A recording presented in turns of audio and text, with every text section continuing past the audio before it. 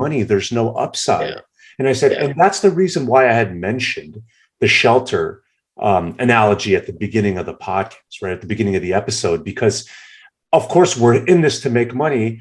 It's not the only reason why we make these moves a lot of the time, right? For someone like myself who had a one bedroom spot, and my wife was pregnant, we needed space, right? We didn't know how long we were going to be in that home, right? When I can be going back to the office, because when it's just you two and you're traveling all the time for work, and we would take Totally different. trips as well, right? I was in the office all the time, and at the end of the day, the home was just a place where a lot of the time we would do our laundry and Yeah, it's a shower. crash pad mostly. Yeah. Right. Yeah. But so much of that changed, right? So fast forward, I end up buying the home, and I'm so grateful to know that I've made about $300,000 to $400,000 in equity from that purchase, and I made that in about a year and a half, right? Okay, so can I pause you there for a second? Yes, please. I want you, the person watching this, to ask yourself, how long would it take you to make $340,000? I don't know. You might be one of those big ballers who could do it in a phone call, and that, what? That's awesome. But I'm talking to the majority of people. How long would it take you to make 340,000? And by the way, I haven't even said passively. Yeah. I'm talking about that job that you probably don't even like. How long would it take you to make 340,000? He did it passively in a year and a half. This is what I'm talking about. If we just peel this onion and forget about all the technical prowess and all that stuff, let's just do common sense stuff. Right. It's a compelling reason. And I'm grateful for that, right? Because those are some short-term games. But that being said, it's not like I'm going to be selling anytime soon, because just like what you said, Ed, I'm in it for the long game. I don't look at real estate as, hey, I'm going to buy a property and I'm going to sit in it for 3 years and sell it and make a profit and figure out where I'm going to go. I'm not one of those people, right? I don't do that. I look for stability. I look for growth. I look for a place that's mine. I look for a great hedge against inflation, right? I look at to own a property where somebody can't come and tell me, hey, by the way, have you realized what's going on in the economy? We're going to jack your rent up by 15%. No one's going to come and tell me that. Right. And that's something that I love. That's freedom. It's freedom, right? Nobody can tell me that. And it's such a great feeling. It's the pride of ownership that I feel like we don't discuss enough, because sometimes we're just looking at the numbers and the figures and seeing if it works. We got to realize just the pride of being able to mow your own lawn, for example, being able to, your neighbors, backyard, your neighbors, right? You're building barbecue time, I call it. I mean, come on, that's priceless. And even like the tax benefits, right? From being able to write off your property taxes, for example, right? And you know what I'm saying? So, I mean, it's such an amazing feeling, and I think it's so underestimated, and we don't discuss this that much. So, and I love what you were talking about earlier when you said the difference between 2008 and that Great Recession and how much has changed today. Now, since you were front and center doing those loans, being around these types of people, what has changed from 2008's housing situation to today? Like what I can think about, Ed, and these are things that I'm sure you can totally elaborate on. The CFPB, right? Yeah. What that CFPB is and what they do, the underwriting guidelines and how much more strict underwriters are. And lastly, what I can think about are the ARM loans. We're discussing about, how much higher these rates are going, right? As the Fed tries to tamper down inflation. Let's talk about the adjustable rate mortgages that are making a comeback and becoming more popular, and how so much there's negative connotation with back then what happened with adjustable rate mortgages, 15 or so years ago, and how that's changed today. And full disclosure, I have a 10-1 ARM on my house and I love it. So, what are some changes that you've noticed? I mean, look, peeling this onion is going to be robust, folks. So here it comes. A lot of changes happen. I mean, look, when 2008 happened, it shook the country, much like COVID shook, shook us all. And it's caused a lot of the difference was that was more housing related, right? And lending related. It was very clear that we were living in the wild, wild west. Mm-hmm. It was a complete gunslinging show with no controls. So of course the government had to come in and clean up, and it was long overdue. There was a lot of things that needed to be cleaned up. I can go for hours literally talking about all the little areas that needed to. But then they passed what's called the Dodd-Frank, right, Act. And that brought in a lot of compliance. Originally, the intent was we got to clean it up for the benefit of the consumer because there's too much Wild West going on. Now, typically, and we all have seen this, that when the government gets involved, the pendulum usually swings violently to the other side. And overregulation happened. And what do I mean by that? Well, compliance departments had to be created within all these banks and lenders in order to send the compliance to the government so that the government can QC you to make sure you're doing the right thing, right? And to prevent another 2008. Well, it made mortgages about 3 to 4 times more expensive. Now, guess who gets to flip that bill? Lenders and banks don't absorb that. That gets passed on to the consumer. So today's mortgage is 3 to 4 times more expensive than it was in 2008 because when you create compliance departments, you have to staff them. There go salaries, systems, right? Computers, and all this myriad of documentation that goes along with it. It's a lot. It's the reason why a mortgage takes longer. It's the reason why we're asking you for your firstborn and blood samples and all that stuff, right? It's not because we like it. How much do you like paperwork, Nima? Zero.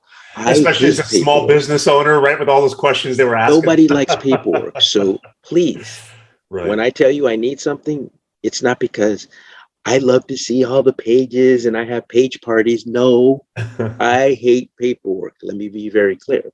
But it's government mandated. We have to because we get audited. And those audits, if you don't pass them, can be very financially detrimental. It's a lot of money. Plus, mortgages still get sold in bundles, which is where reality lenders make their money. The money isn't made by me doing a mortgage for you. The money is made in the secondary markets when your mortgage gets sold along with a bunch of other people that have similar profiles to yours, right? Credit scores, debt to income ratios. So part of the legislation that also happened is that we have what's called the ATP, which is the ability to pay rules came in. You can't get a loan today where you're completely not qualified for it. So, you don't have to tell me that you want to make a payment no greater than what you're paying in rent. First off, that's apples and oranges, and we could talk about that later. Yeah. But no lender is going to approve you for a loan that you can't pay. And typically, conventional loans are 50% debt to income ratio. You can't go above that. Typically, I'm just talking in general. And then jumbo loans, which those loan amounts are different in different counties and different parts of the country. But jumbo loans typically are cut off at 43% debt to income ratio. You get about a 7% haircut compared to the conventional loans. So all these things are in place. These are called guidelines, or in other words, rules that all the lenders have in place. And most of those rules are imposed on the lenders by Fannie Mae and Freddie Mac. Why? They're the largest purchasers of mortgages. Remember I mentioned that these mortgages get sold? Guess who buys them? Fannie Mae and Freddie Mac. So they make the rules because otherwise they won't buy these loans, right? So for example, minimum credit scores, maximum debt to income ratio, reserves. How many months reserves do you need depending on the number of mortgages you already have and properties you already have. Right.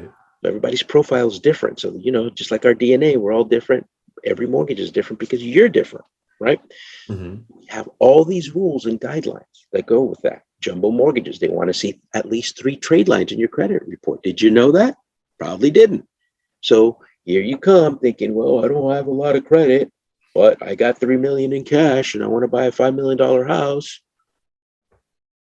If you don't have at least three trade lines that you've had open for, let's say, 24 months, or not open, but have used for the last 24 months, you won't get that loan. Right. You have to go somewhere else. And that's just them doing their due diligence, right? Yes, and that's just a rule that they put in place because in their actuarial statistics, they see that anybody with less than 3 getting a jumbo loan, I guess, is more risky. And so then now you can't go to a normal lender. Maybe you have to go to a portfolio lender. What's a portfolio lender? It's a lender that does not sell the loans. They keep them in-house, and therefore, guess what? They make the rules. They might say, hey, you know what, Mr. 3 million? You only have 2 trade lines. We don't really care, but I want you to open up a checking account and put $1 million into it, and we'll do that loan for it. Because they can do that because they're not selling it to Fannie Mae or Freddie Mac. They portfolio it, meaning that they service it and keep it in-house, so they make the rules. That was a great. That's just a snippet, right? Yeah, yeah. How it works. I'm giving you 30,000 feet above, but this is how it works today. So you're not going to get in trouble, especially not with us, because I'm going to make sure that you're not going to be house poor, right? I want to make sure you can have a cup of coffee, right? Because here's the thing. How many of you watching this predicted this pandemic? None. How many of you business owners who are suffering and or had to shutter your businesses predicted this from happening? You were doing great.